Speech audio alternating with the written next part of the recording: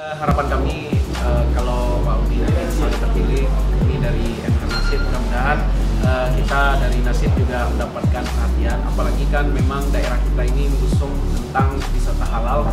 Jadi kalau bisa memang Nasib ini lebih dikembangkan lagi lah, mudah-mudahan sesuai dengan daerah kita yang mengusung wisata halal.